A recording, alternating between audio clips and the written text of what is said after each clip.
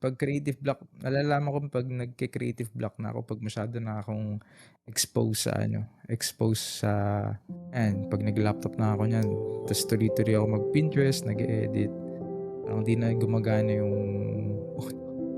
"Hala, tapos na tayo, stop na 'to, hinto na natin 'to."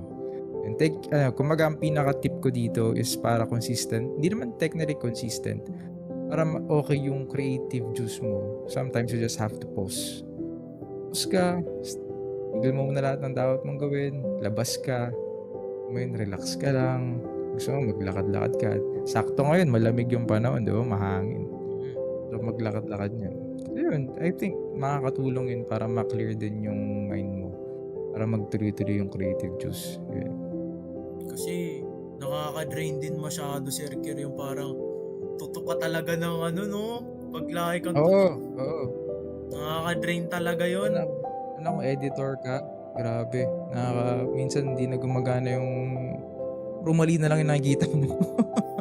Sabi ko, "Mal mali na 'to, puro mali na yung nakikita ko, wala ng tama, ah."